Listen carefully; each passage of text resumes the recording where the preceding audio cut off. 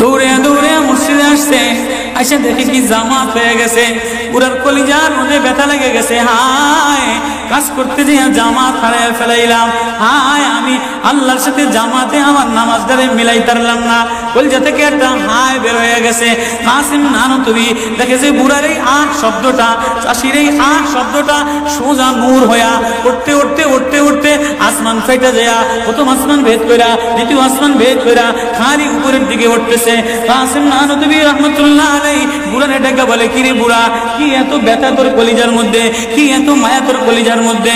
বলে, জানি না হুজুর, আমার নামাজ আজকে কাতারের সাথে মিলাইলাম না, কলিজায় জামাত আজকে মাওলার সাথে মিলাই তারলাম না। বলে, তাহলে এই ব্যথা তোর, তাহলে আমার সমস্ত জিন্দিগির ইবাদত তুই হয়ে যা, তোর এই ব্যথাটা, এই ওঠার শব্দ আহটা আমারে দিয়া দে। কাসিম কেমন, কাসিম নানতুবি কেমন, কাসিম নানতুবি মদিনা মুনাওয়ারায় গেছে, 15 দিন পর্যন্ত পায়ে জুতা লাগায় নাই, পাও ফাটতে ফাটতে রক্ত পড়তেছে। হুজুর, আপনি জুতা লাগান না কা? আমার নবী মদিনা মুনাওয়ারায় শোয়া, আমার নবী মদিনা মুনাওয়ারায় কোন জায়গায় বসছে, কোন জায়গায় দাঁড়াইছে, আমি কেমনে জুতা পায়ে দিয়া হাঁটি? কাসিম নানতুবি কেমন মদিনা মুনাওয়ারায় 15 দিন পরে বলে, আমার একটু বাইরে লয়ে যাও। হুজুর, মদিনা থেকে এত তাড়াতাড়ি চলে যাবে? না, মদিনাতে আমি 15 দিন পেশাবও করি নাই, পায়খানাও করি নাই। আমার নবী মদিনাতে শোয়া, আমার নবী মদিনা কোন জমিনে বসছে, কোন জায়গায় দাঁড়াইছেন, এই জায়গায় নবীর আশিক হইয়া, নবীর গোলাম হইয়া পেশাব পায়খানা কেমনে করে? ওই কাসিম নানতুবি রাখাল চাষিরে বলে, তোর আহ দিয়া দে, আমার সব আমল লয়ে এলো। রাখালো সাধারণ কোন রাখাল না, রাখালো বলে, ও কাসিম নানতুবি, আমি তেমন কোন চাষি বলদ না, আমি জানি আমার আহ শব্দটা সোজা যে আসমানে উঠতেছে, ইবাদত কইরা লইয়া মজা পেয়ে গেলাম, আহ শব্দ কামাই কইরা নিলাম।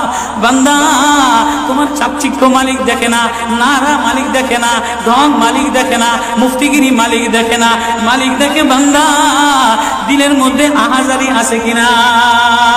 ওয়া কালিমাতুল্লাহি হিয়াল উলিয়া।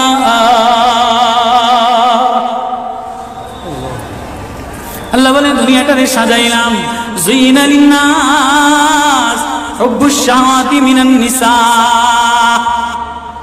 মহিলাদের মায়া দ্বারা সাজাইলাম। তাহলে মা কখনো মার মায়া দিয়া ভরা, কখনো বিবির মায়া দ্বারা ভরা, কখনো মেয়ের মায়া দ্বারা ভরা।